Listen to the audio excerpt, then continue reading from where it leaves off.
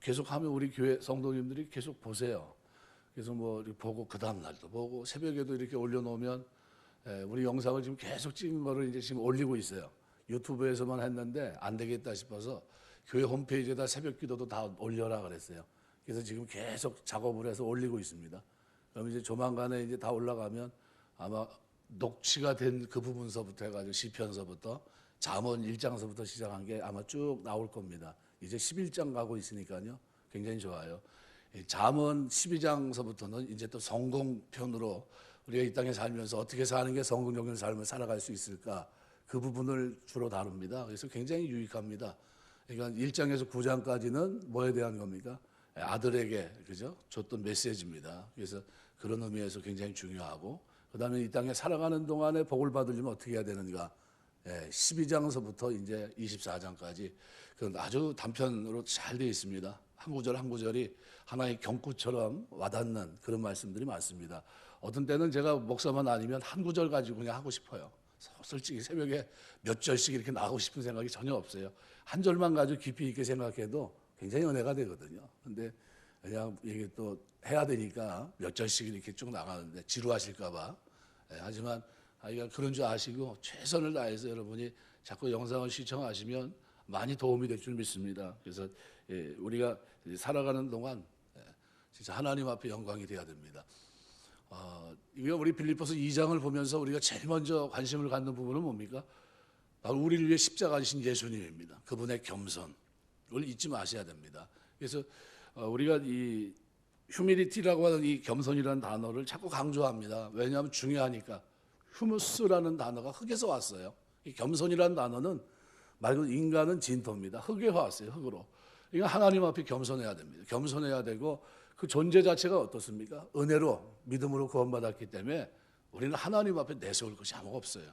자랑할 것도 없고 무슨 고난이 있다든가 뭐 무슨 근거가 있어 구원받은 게 아닙니다. 전적인 하나님의 은혜예요. 그래서 우리가 이 살아가는 동안 흙 같은 존재라 하는 사실을 꼭 기억하시고 예수님의 겸손을 여러분 배우게 되시길 주의 이름으로 축원합니다. 그래서 하나님이 우리에게 요구하는 삶이 있다면 뭡니까? 겸손히 행하는 겁니다. 겸손히 살아가는 거예요. 그것 자체가 복음입니다. 이근우라고 하는 정신과 박사가 있는데 이분이 상담 정신과 닥터들이 보통 의학 공부 중에서는 가장 깊은 공부를 많이 한다고 그래요. 왜냐하면 상담을 많이 해야 되기 때문에. 그래서 정신과 교수들이 사실은 자기가 벌어들이는 돈에 비하면 우리나라에서는 그렇게 큰 각광을 받지 못하지만 외국에서는 어때요? 가장 좋은 직업이에요. 그 정도로 이 많은 사람들이 호응을 받는 그런 직업인데 이 사람이 뭘 했냐면 이 연세 드신 분 이제 요양병에 계신 분들한테 설문 조사를 한번 했습니다. 설문조사에 설문지를 나눠주고 지금까지 살아오셨는데 살아가면서 가장 후회되는 혹시 내가 좀 다시 세상을 태어난다면 어떻게 살겠습니까? 라는 질문을 자기 생각나는데 두서없이 한 가지를 됐든 두 가지가 됐든 뭐 세 가지가 됐든 10가지가 됐든 한번 써보라고 그랬어요. 그래서 이 사람 저 사람에게 앙케이트 조사를 쭉 해봤습니다. 설문지를 돌려서. 그리고 그거를 취합해서 이렇게 보니까 연세 드신 분들이 세 가지를 가지고 있더랍니다. 첫 번째는 내 마음대로 살고 싶다 하는 거예요. 너무 살아가면서 틀에 박혀서 살다 보니까 자유가 없었다라는 얘기를 하고 있고 또 하나는 맺힌 거 풀고 싶다. 맺힌 거 풀고 싶다는 게 뭐냐면 살아가면서 이 사람 저 사람과 또 가족 관계 속에서도 맺혀 있는 게 있다는 거예요. 친구 관계에서 맺힌 게 있고 이런 것이 있다는 거예요. 그래서 다시 살면 이런 나는 이 맺힌 거, 안 맺힌 거 같은 이런 맺힌 거 다 풀고 싶다. 세 번째는 서로 나누며 살고 싶다. 이 세 가지를 얘기하더라는 겁니다. 굉장히 의미가 있다고 생각이 됐어요. 우리가 안 믿는 사람이든 믿는 사람이든 이 종교인들을 대상으로 이 설문조사한 게 아니거든요. 누구든지 무작위로 연세 드신 분들에게 요청을 한 겁니다. 그랬더니 그분들이 이구동성으로 1번서부터 100번까지 쭉 썼을 때 그때 1, 2, 3위가 이겁니다. 그래서 내 마음대로 살고 싶다, 맺힌 것을 풀고 싶다, 서로 나누고 살고 싶다 이런 겁니다. 근데 우리 신앙 안에서 가만히 생각해 보면 진짜 두 번째는 좀 굉장히 의미가 있습니다. 그죠? 맺힌 건 좀 풀어줘야 돼요. 맺힌 거.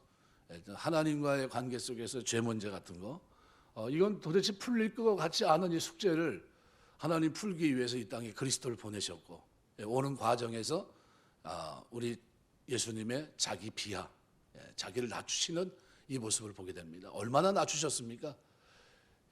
십자가에 달리셔 주기까지 낮추십니다.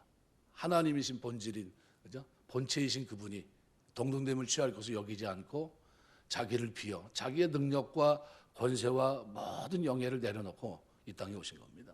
그분이 그렇게 이 땅에 오셔서 우리를 위해서 어떻게 해요? 죄인들의 형상을 입으시고 우리가 당해야 될 형벌, 질고를 다 담당하신 거예요. 그러니까 얼굴이 함몰됐잖아요. 십자가 지시기 전에 이미 주먹으로 맞고 발로 차이고, 그죠? 가시면류관 쓰고 뭐 입에 담을 수 없을 정도의 고역을 당합니다. 그런 그 어려움들이 사실은 누가 당해야 될 겁니까? 우리가 죄로 인한 결과로 우리가 당해야 될 건데 예수님이 당하십니다. 그러면서도 어떻게 해요? 도살장에 끌려가는 양처럼 아무 말씀하지 않냐시고 그 길을 걸어가십니다. 왜요? 그리스도를 통해서, 본인을 통해서 이제 자기가 지고 간 십자가를 통해 구원받게 될 그들, 하나님의 뜻을 성취하면서 이루게 될 그 영광을 바라봤던 겁니다. 돌아와야 될 백성들, 하나님 백성이지만 어둠 속에 있고 빛을 봐서도 빛이 뭔지도 깨닫지 못하는 그들의 구원을 위해서 주님이 겸손히 행하셨던 겁니다. 그래서 이런 구원을 우리가 경험했다고 한다면 그러면 우리는 진짜 어떻게 해야 됩니까? 살아가는 동안 겸손할 수밖에 없어요. 그래서 예수 믿고 신앙생활하면서 그분이 훌륭한 신앙 인격을 가지고 있다는 것은 주님을 본받는 삶, 겸손한 모습이 묻어나야 돼요. 제가 존경하는 목사님 가운데 한 분, 그분은 늘 겸손하세요. 깜짝 놀랐어요. 제가 신학 입학하는 과정에서도 면접을 보는데 그분이 면접관이 일어나더라고요. 어떻게 할지 모르겠어요. 들어갔는데 면접관이 일어나서 인사를 하는데 깜짝 놀랐어요. 평생 잊혀지지가 않아요. 그게. 그리고 그분하고 대화를 하고 몇 마디 물어보고 이러고 이제 나가고 했는데 그게 잊혀지질 않습니다. 지금은 이렇게 옆에서 지켜만 봐도 은혜가 되시는 그런 분이에요. 참 겸손하세요. 지금은 소천하셨지만 동도교회 담임하셨던 그 최원 목사님 같은 경우 참 얼마나 참 겸손하신 분인지 몰라요. 어른들이 참 옛날 어른들이요 참 신앙이 참 순수하시고 진짜 본이 될 만한 그런 모습을 많이 갖고 계셨어요. 그래서 옆에서 그냥 지켜만 봐도 근접할 수 없을 정도의 그런 모습이 있었습니다. 오늘 9절에서 11절은 이러므로라는 단어를 중심으로 해서 하나는 뭡니까? 원인, 앞부분은 원인, 뒷부분은 결과입니다. 그러니까 너희 안에 이 마음을 품으라 곧 그리스도 예수의 마음이니 이걸 쭉 얘기하잖아요. 근본 하나님의 본체시나 하나님과 동등됨을 취할 것을 여기지 아니하시고 오히려 자기를 비워 종의 형체를 가지사 사람들과 같이 되셨고 사람의 모양으로 나타나사 자기를 낮추시고 죽기까지 복종하셨으니 곧 십자가에 죽으십니다. 그래서 6절에서 8절까지에는 주어가 그리스도입니다. 그리스도가 원인이 그렇게 하셨다는 걸 얘기합니다. 9절에서 11절은 주어가 누굽니까? 하나님이에요. 9절에서 그러므로 이러므로 하나님이, 그죠? 하나님이 주어예요. 하나님이 주어로 등장합니다. 겸손하게 살아간 예수님, 겸손하게 행하시고 십자가신 예수님, 나무 십자가에 달려 죽으셨던 그 예수님, 하늘의 명예와 모든 것을 비우고 이 땅에 오신 예수님, 그 예수님, 그 겸손에 대한 보상을 얘기하는 겁니다. 상급을 보여주는 겁니다. 낮아짐의 결과예요.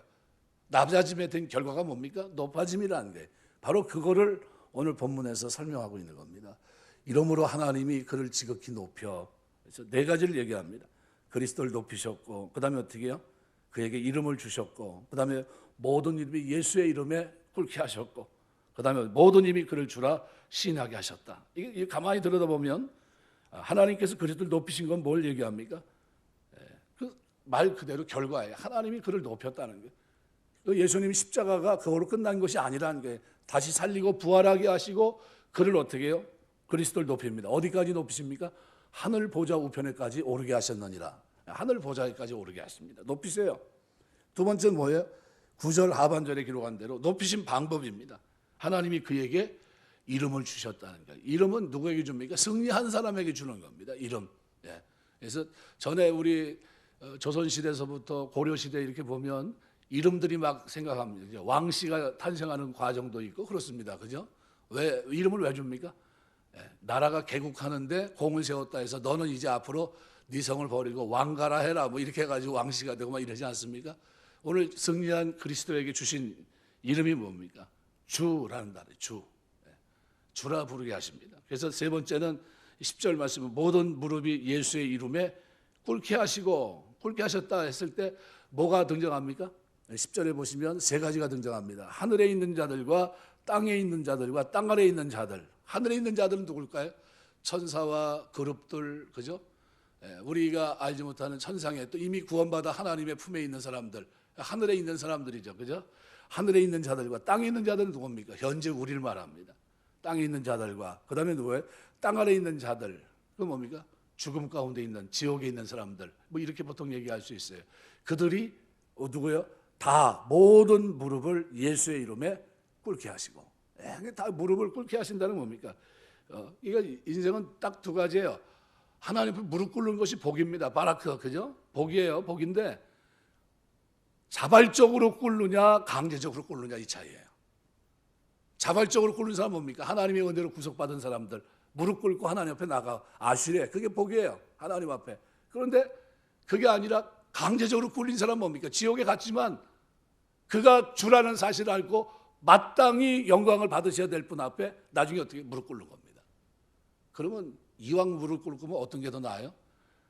한번 생각해 보세요. 뭐가 나아요? 강제적으로 꿇는 게 낫습니까? 아니면 자발적으로 꿇는 게 나아요? 자발적으로 꿇으시길 주의 이름으로 축원합니다. 하나님 앞에 자발적으로 꿇는 거예요. 그게 복입니다. 우리 신앙생활이 그거예요. 그래서 예수의 모든 무릎이 예수의 이름에 꿇게 하신 거예요. 또 모든 입이 그를 주라 시인하게 하셨어요. 그럼 주라 시인하는데 누구만 시인합니까? 하늘에 있는 자만 시인합니까? 아니 이 땅에 사는 오늘 우리의 입으로도 주라 시인하고 누구요? 강제로 무릎 꿇는 그들도 주라 시인하는 거예요. 영광의 주여 만왕의 왕이라는 사실을 얘기하게 됩니다. 그러므로 이 오늘 본문은 우리의 삶에 결과가 있는 삶을 얘기해 준 겁니다. 예수님의 겸손의 결과가 뭐냐? 하나님이 높이셨다 하는 거예요. 그러면 이 땅에 살면서 그러면 결과가 하나님 앞에 이런 결과가 있다면 우리도 어떻게 살아야 됩니까? 겸손히 행해야 되는 겁니다. 겸손은 그래서요 그리스도인들의 삶에 가장 밑바닥에 깔려 있는 삶입니다. 뭐가 됐든 뭐 뛰어나든 뭐 대통령이 됐든 뭐가 됐든 내가 뭐 시장이 됐든 뭐 어떤 위치에 있든지 우리는 하나님 앞에 겸손해야 돼. 베드로전서 4장 6절 보면 그러므로 하나님의 능하신 선안에 겸손하라. 때가 되면 너희를 높이시리라. 야고보서 4장 6절 보면 주 앞에서 낮추라. 그리하면 주께서 너희를 높이시리라. 큐리오스, 주라고 하는 분. 전에는 누구에게 썼던 단어입니까? 로마 시대에는 황제에게 썼던 단어예요. 이 단어를 지금 사도 바울이 감히 그 시대에 그죠? 누구에게 쓰고 있는 겁니까? 예수 그리스도에게 쓰고 있는 거예요. 그래서 주 앞에서 낮추라. 그리하면 주께서 너희를 높이신다. 야고보서가 기도합니다. 그럼 야고보는 낙탐으로 기도의 사람입니다. 그죠? 근데 이 기도의 사람인데 그가 하나님 앞에 무슨 고백을 드리고 있는 사람입니까? 그분은 주라 고백하는 사람이라는 거예요. 그러니까 우리 신앙생활에 예수님은 나의 뭡니까? 주인 되신다는 거예요. 오늘 우리 전사님이 곡을 우리 자주 안 부르는 곡이지만 말씀하고 매치하기 위해서 아마 이런 곡을 또 부르셨어요. 배우면 굉장히 은혜가 되는 겁니다. 젊은 사람들이 좀 많이 나왔으면 좀 찬양하는데 힘이 좀 됐을 텐데 좀 생소하게 들으신 분도 있고 처음 부르신 분도 있고 이러다 보니까 좀 그렇지만 이제 사람들이 많아지고 청년들 나오고 그러면 아마 이 노래 이 찬송을 올리는데도 좀 많은 도움이 될 줄 압니다. 그래서 오늘 본문은 낮아지신 결과 그죠? 하나님께서 높이셨다. 이거 우리 중요합니다. 내가 주님 때문에 낮아지면 하나님은 나를 만나는 그날 높이십니다. 결과가 있는 삶이라는 겁니다. 그냥 내비두지 않는다는 거예요. 삶의 마지막 후회할 만한 세 가지 뭐 이렇게 있지만 그러나 겸손하게 사는 그들에게는 후회할 만한 삶의 겨를이 없다는 거예요. 심리학자들이 얘기한 대로 사람들은 이 몇 가지 가지고 어떻게 후회한다 얘기하잖아요. 그런데 우리는 예수 그리스도를 주라 고백하며 살면 후회할 만한 일이 없어요. 왜? 그분은 우리가 겸손하게 살면 그 다음에 어떻게 해요? 우리의 인생 속에 주가 되신 그분이 어떻게 해요? 지혜로 그 놀라운 지혜로 그 지혜는 뭡니까? 성령 하나님의 계시의 영으로 오늘 우리를 어떻게 해요? 붙들어 주십니다. 그래서 지혜가 두 가지예요. 지혜와 명철. 지혜는 뭡니까? 그리스도를 만나는, 그죠? 그리스도를 통해 구원받고 영생을 얻는 거라고 한다면, 명철은 뭐예요? 하나님 앞에서 의와, 그죠? 진리 가운데 살아가는 삶, 거짓과 진리, 진리와 비진리, 그죠? 이런 것들을 분명하게 사는 겁니다. 그러니까 의를 행하게 하고 악을 버리게 하는 삶입니다. 이게 명철이에요. 근데 이게 지속적으로 가능해야 됩니다. 지속적으로. 그래서 성경을 보시면은요, 잠언 3장 같은 데 보시면은 13절서부터 바로 그 부분을 다룹니다. 다루면서 뭐라고 표현하고 있냐면, 이번 주에 이제 설교하려고 제가 준비하고 있어요. 그래서 그 부분을 제가 이제 설명해 드리는데, 지혜는 어떻게 해요? 이미 결론이 난 겁니다. 단회적이에요. 그렇지만 명철은 계속돼야 됩니다. 반복적이라는 거예요. 그러니까 무슨 얘기냐면, 살아가는 동안 우리가 살아가는 명철을 위해서는 어떻게 해요? 계속해서 하나님의 지식으로 어떻게 채워줘야 된다는 거예요. 그래야 내가 의의 길을 걷고 거룩한 길을 걷고 경건하게 살고 하나님 뜻대로 살고 겸손하게 살고 이 땅에서 어떻게 하나님 백성답게 산다는 거예요. 바로 그 부분입니다. 그래서 그 부분을 이제 좀 설명을 드리면서 은혜를 이제 나누려고 합니다. 주님은 자기를 스스로 비우시고 낮추시고 복종하실 뿐만 아니라 나무 십자가에서 죽으십니다. 주님이 우리에게 주님의 마음으로 낮아지고 섬기고 희생하고 죽어야 하는 삶으로 오늘 우리를 초대하시고, 그리고 이 땅에서 이렇게 살라고 우리에게 말씀하신 겁니다. 그래서 오늘 바울은 바로 그 얘기를 하고 있는 겁니다. 너희 안에 이 마음을 품으라. 곧 그리스도 예수의 마음이니. 이 마음을 품고 어떻게 해요? 살라는 거예요. 이 마음을 품고 이 땅에서 살아내라는 겁니다. 구원받은 자로, 영생을 얻은 자로, 그리스도의 주라 부르는 자로서 거기에 걸맞는 겸손한 삶을 살아가는 겁니다. 그래서 마태복음 11장에 보면 예수님께서 수고하고 무거운 짐자들아 다 내게로 오라. 내가 너희를 쉬게 하리라. 나는 마음이 온유하고 겸손하니 내게로 와서 내 멍에를 메고 내게 배우라. 그리하면 너희 마음이 쉼을 얻으리니. 이렇게 얘기하거든요. 예수님의 마음은 뭡니까? 나는 마음이 온유하고 겸손하다는 거예요. 이게 예수님의 마음을 우리가 본받아야 돼요. 왜 예수님이 이 땅에 오셔서 신이신 그분이 인간의 몸을 입으시고 겸손해요. 그것도. 그런데 인간의 능력을, 그죠? 신의 능력을 사용하지 않으세요. 그냥 묵묵히 인간이 걸어가야 될 그 모든 죄로부터 어떻게 이기십니다. 이겨나가세요. 그러니까 죄는 없으십니다. 죄를 끊임없이 죄와 허물로부터 자기를 지켜요. 그런 생애를 살아가는 게 쉽겠습니까? 어렵겠습니까? 대단히 어렵겠죠. 그래서 예수님 외에는 의롭게 살아간 사람이 있습니까? 없습니까? 아무도 없어요. 그만큼 마음과 삶이 온전하셨다는 거예요. 틀림없이 마음으로부터 중심으로 하나님을 경외하고 또 사람으로서 마땅히 하나님이 보여야 될 그 태도를 예수님의 삶을 통해서 보여주신 겁니다. 그래서 바울이 얘기한 게 너희 안에 이 마음을 품으라. 내가 그리스도를 본받은 것처럼 너희는 나를 본받는 자가 되라. 이 얘기를 하는 겁니다. 그리스도의 삶을 바울이 본받았어요. 그 겸손을. 그래서 그렇게 교만할 수밖에 없었던 사람이 예수님의 부활하신 주님을 만나고 난 다음서부터는 어떻게 해요? 겸손한 사람으로 바뀝니다. 은혜를 알고 나니까, 깨닫고 나니까 그렇게 바뀌어요. 그래서 오늘 본문에 이 본문은 결과입니다. 우리에게 그 결과를 보여주십니다. 이러므로 하나님이 그를 지극히 높여 모든 이름에 뛰어난 이름을 주사. 이러므로 이 단어 앞쪽은 그렇게 된 원인이고 뒤에는 겸손하게 살아간 결과입니다. 이게 디오라는 단어인데 원인과 추론에 대한 결과를 나타내는 접속사입니다. 그리스도의 자기 비하의 결과, 그 의미입니다. 그러니까 한 가지 주의할 것은 결과를 나타내는 것이지 목적을 나타내는 것이 아니라는 거예요. 하나님은 그리스도를 높이기 위해 낮추신 것이 아니라 그리스도가 자발적으로 자신을 낮추셨기 때문에 그를 높이신 겁니다. 이 부분을 명확히 하자는 거죠. 그러니까 그리스도를 높이기 위해 낮추신 게 아니에요. 하나님이 이미 하나님이신 그리스도께서 이미 어떻게 해요?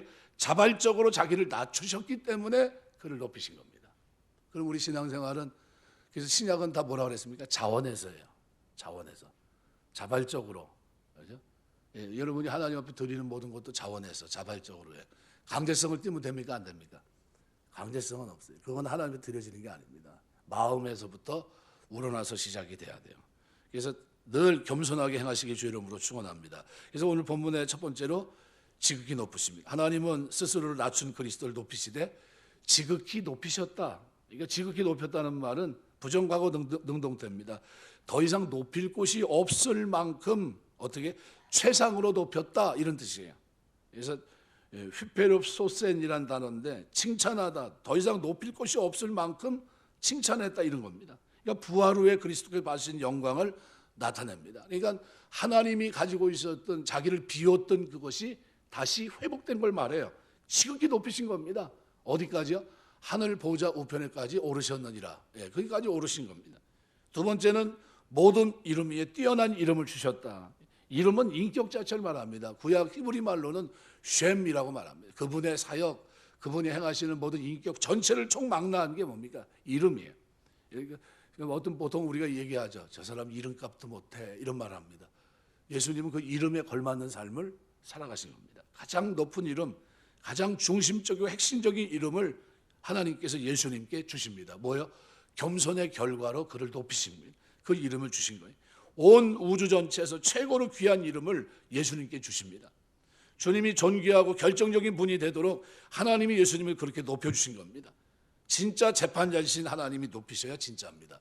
여러분, 제가 라이센스 얘기를 이제 했는데, 여러분, 어떤 자격증은, 인간끼리 주는 자격증은요, 왜곡이 많아요. 그죠? 자격이 없는데도 주는 자격증이 많아요. 그죠? 돈을 주면 주기도 하고, 거짓말로 자격증을 발급하기도 하고, 아주 우여곡절이 많습니다. 근데 하나님은 어떻게 하십니까? 하나님은 그렇게 하지 않으세요. 정확하게 겸손한 자에게 하나님은 어떻게 높이시는 겁니다. 정확하게 그 이름에 맞는. 그래서 그 이름을 주시는 겁니다. 그러니까 재판관이시기 때문에 이분은 우리 마음을 감찰하시는 거예요. 감찰한다는 건 뭡니까? 이 탄광에서 뭐 탄을 이게 채굴하는 거예요. 이거 우리 속 마음을 전체를 다 어떻게 해요? 하나하나 켜켜이 쌓여 있는 모든 일들을 낱낱이 다 아신다는 거예요. 그렇게 하시면서 어떻게 해요? 판단을 내리셔야 그게 온전한 판단입니다. 그게 바로 재판이에요. 그러니까 하나님이 예수님을 그 겸손을 봤을 때 어떻게 해요? 완벽한 겸손이에요. 이 완벽한 겸손을 하나님 받으시고 재판관이신 하나님께서 그를 높여주셨어요. 그래서 모든 이름에 뛰어난 이름을 주신 겁니다. 그게 두 번째예요. 세 번째는 오늘 10절 보면 바로 그렇게 얘기합니다. 하늘에 있는 자들과 땅에 있는 자들과 땅 아래에 있는 자들로 하여금 모든 무릎을 예수의 이름에 꿇게 하시고, 그 이름에 어떻게 해요? 이름을 주시고 이름에 꿇게 하시는 겁니다. 이 무릎 꿇었다는 말은요, 복종하고 순종하고 예배하고 경배하고 존경한다 이런 뜻입니다. 그러니까 예수의 이름을 들을 때 사람들이 마음 중심으로부터 무릎을 꿇고 예배하고 공경하도록 하나님이 예수님을 그렇게 높이셨다는 거예요. 복종하고 순종하고 예배하고 경배하고 존경할 수 있도록 하셨다는 겁니다. 존귀하게 하셨다는 거예요. 왜? 뭐 때문에요? 예수님이 겸손하셨기 때문에. 겸손에 대한 보상이에요. 그러니까 주님은 주님의 마음을 품고 이 땅을 살아가는 성도가 주님과 함께 그러한 존귀를 얻게 된다는 거예요. 그러면 우리가 이런 은혜, 그죠? 함께 하늘에 앉히운 자가 된다고 얘기했을 때 우리 같은 흙 같은 존재가 예수님과 더불어 하늘 영광의 보좌 앞에 하나님 앞에 나간다.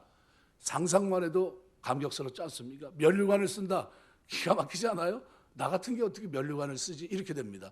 나 같은 죄인이 누구 때문에요? 예수님의 공로 때문에. 내가 그 그리스도를 믿는 믿음으로 하나님 백성이 되고 천국 백성이 되고 하늘 영광의 보좌 앞에 나가서 하나님을 아버지라 부르게 됐다. 너무 놀랍지 않습니까? 그러면 이건 어마어마한 존귀예요. 뭘로 표현할 수 있겠습니까? 왕 앞에 에스더서에 보면 왕비지만 왕이 부르지 않을 때 나가면 어떻게 합니까? 왕이 호를 내밀지 않으면 그건 죽는 거예요. 그런데 왕 앞에 나갈 수 있는 존귀, 이건 모든 무릎이 꿇렸다 한번 생각해 보세요. 이건 어마어마한 축복이거든요. 그런데 하나님이 이 그리스도에게 모든 무릎이 꿇게 하신 겁니다. 어디요? 하늘에 있는 자들도 현재, 그리고 이 지옥에 있는 사람들도. 그러면 가만히 상식적으로 한번 생각해 보십시오. 이 무릎 꿇는다는 게 얼마나 큰 복이냐는 거예요. 그래서 제가 그러죠. 무릎은 언제 꿇는 게 좋아요? 지금 꿇는 게 좋습니다. 현재 땅에 있는 자들과, 그죠? 땅 아래에 있는 자. 우리는 어디 있습니까? 지금 땅에 있는 자들이에요. 땅에 있는 자들이 자발적으로 무릎 꿇으면 하나님 기뻐하실까요? 기뻐하지 않을까요? 기뻐하시죠. 왜요? 당연한 자세니까. 그래서 제가 자꾸 그러죠. 특별한 일이 아니면 무릎 꿇으라는 거죠. 특별한 일이 아니면. 무릎을 굽히지 못할 정도로 무릎이 아프면 할 수 없지만 그거 아닌 이상은 어떻게 해요? 무릎 꿇고 예배드리고 무릎 꿇고 기도하고 무릎 꿇고 성경 보는 게 맞습니다. 저는 제가 이제 아직까지는 그래도 무릎이 그냥 쓸만해요. 그래서 시간 뭐 성경을 본다든가 혹시 기도하게 되면 무릎 반드시 꿇습니다. 그렇게 습관이 돼서 그렇게 하는 줄 알아요. 근데 제가 그거를 언제 이렇게 정해졌냐면 제가 어렸을 때 초등학교 때 학교 갔다 오고 그러면 저희 외할머니가 광에서도 기도하시고 성경책 보고 돋보기 가지고 성경 보고 하시는데 연세가 거의 80 되셨습니다. 그때 80 정도 되셨는데 무릎 꿇고서 계세요 항상. 그래서 제가 할머니 보면 그래요. 할머니 밥 줘. 그 말하고 할머니 무릎 아프잖아. 할머니 무릎 아프지 않아? 왜 무릎 꿇고 계셔요? 무릎 좀 편하게 펴고 계세요. 그러면 할머니가 그때마다 대답해요. 뭐라냐면 괜찮아. 나는 이게 더 편해. 이게 더 편해. 그러셨어요. 그래서 어디 이제 할머니 찾아서 이렇게 보면 신문지 깔고 방석 깔고 무릎 꿇고서 기도하고 계시고 성경책 보고 계시고 그 자세는 똑같아요. 성경 볼 때도 무릎 꿇고 돋보기 가지고 있고 기도할 때도 돋보기만 내려놨지 그냥 여전히 성경책 위에서 어떻게 해요? 무릎 꿇고 성경책 앞에 펴놓고 기도하고 계셨어요. 이 예수님 앞에 무릎 꿇는 것 자체가 뭡니까? 복이에요. 이것이 하나님이 정한 바예요. 그러니까 우리가 그리스도 안에 구속받고 무릎 꿇는다는 건 복종하고 순종하고 예배하고 경배하고 존경합니다. 그러면 이렇게 존경하는 그분을 위해서 여러분 어떻게 살겠습니까? 내 멋대로 살겠습니까? 아니에요. 그래서 마지막에 심지어 뭐까지 얘기합니까? 11절에는 이렇게까지 얘기해요. 11절에 보면 모든 입으로 예수 그리스도를 주라 시인하여 하나님 아버지께 영광을 돌리게 하셨느니라. 심지어 이렇게까지 말했다는 거예요. 심지어 예수 그리스도를 우리의 주인, 당신은 나의 주인이십니다라는 고백이에요. 주인. 여러분 하나님을 영화롭게 하는 길이 뭡니까? 예수님을 주인님으로 부르시는 거예요. 주님, 당신은 나의 주인이십니다. 이런 고백이에요. 예수님께 내 인생의 모든 중요한 문제, 내 삶의 모든 결정적인 문제가 달린 줄 알고 주님께 나의 문제를 가지고 들어갈 때마다 하나님이 영광을 받으신다는 거예요. 그러니까 우리가 그리스도께 나갈 때마다 우리는 어떻게 해요? 무릎 꿇는 것뿐만 아니라 주인 되신 주님 앞에 나가는 겁니다. 하나님을 영화롭게 하는 것은 예수님을 내 삶 전체의 주인으로 인정하고 삶의 필요와 아픔과 문제가 있을 때 우리의 주인 되시고 환난 중에 만날 도움 되시고 피난처 되시는 주님께 그것들을 전부 가져갈 때 하나님이 영광을 받으시는 거예요. 왜요? 그분은 우리 주인이시니까. 여러분 우리 부모님이 계신데 부모님들이 자녀들이 자기 어려운 문제를 가지고 자기가 해결하려면 뭐라고 그럽니까? 아서라 그거 나한테 가져와라 그럽니다. 그죠? 왜요? 너는 해결할 능력이 없으니까 내가 해줄게 이렇게 합니다. 그죠? 문제를 가지고 주인 되신 주님 앞에 꿇고 기도하는 게 이게 기도입니다. 기도, 간구, 도고, 감사로 하나님 앞에 올리는 거예요. 그래서 우리 오늘 본문에 그래서 마지막에는 뭘요? 이사야 45장 23절에 보면 모든 혀가 맹악하리라. 로마 14장 11절 보면 모든 혀가 하나님께 자백하리라. 그러니까 예수 그리스도를 주로 시인한다는 겁니다. 하나님이 그리스도를 높이신 그 목적이 뭡니까? 예수 그리스도를 주라 시인하게 하려고 했던 겁니다. 그러니까 구약에 바로 그 구약 성경을 인용하고 있어요. 사도행전 2장 36절, 로마서 10장 9절 다 그 뭐예요? 주라 시인하는 거예요. 고린도서 11장 23절, 12장 3절, 16장 22절 다 이게 뭡니까? 이 다 그거예요. 예수 그리스도를 주라 시인하게 하는 겁니다. 그럼 내가 예수를 믿었어요. 이제 구원 받았어요. 그러면 예수 그리스도를 당신은 나의 주인이십니다 고백해야 돼요. 그럼 내가 주인이 아니라 이제 누가 주인입니까? 예수께서 내 안에 살아서 역사하시고 그분이 나의 주인이에요. 내 영혼에, 내 삶에, 내 인생에 그분이 주인이 되는 겁니다. 근데 그 주인 되신 주님 앞에 주라 부르고 그 주님 앞에 무릎 꿇고 이것이 복이라는 거예요.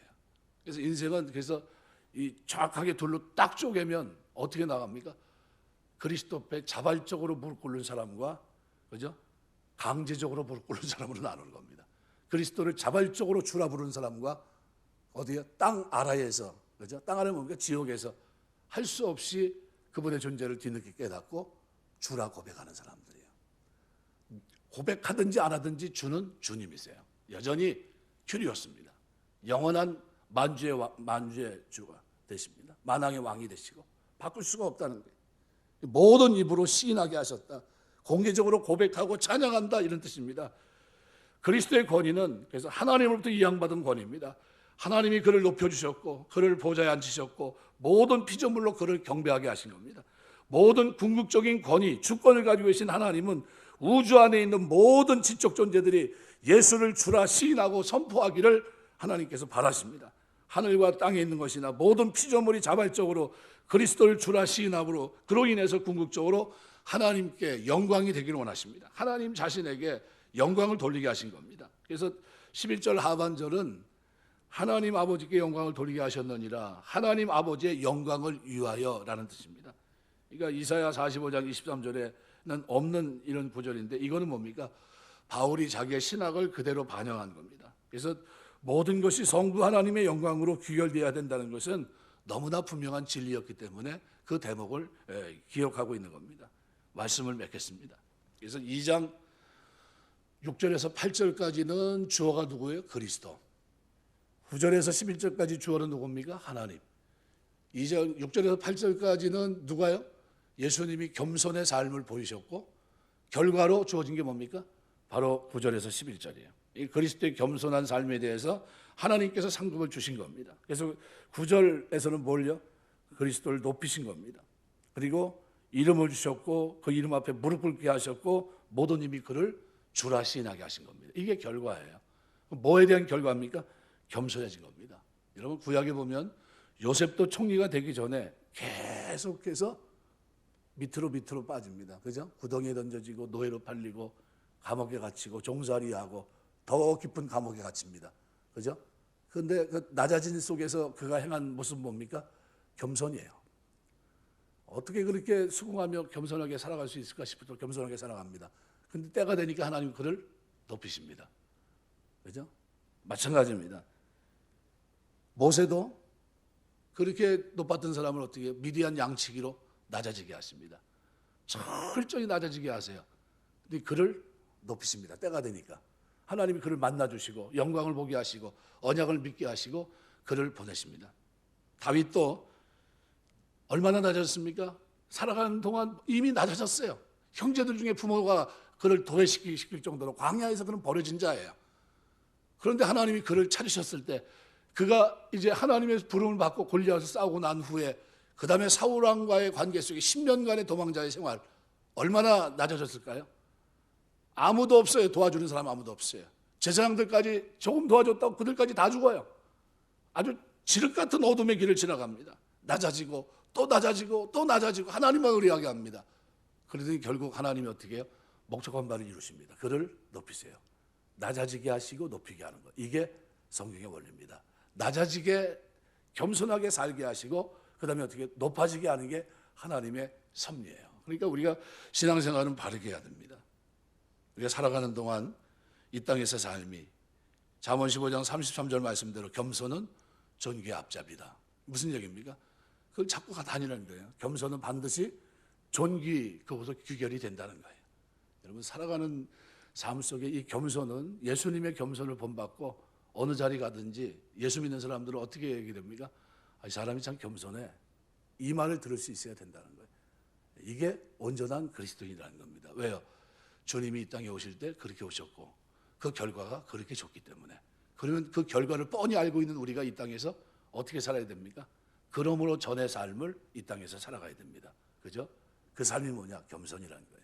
이 겸손이 저와 여러분의 삶 속에 신앙의 가장 중요한 핵심처럼 여러분의 마음속에 가장 잘 새겨져서 살아가는 내내 하나님 마음껏 쓰고 주님 앞에 섰을 때 하나님이 높이시는 이런 은혜가 있게 되시길 주의 이름으로 축원합니다. 기도하겠습니다.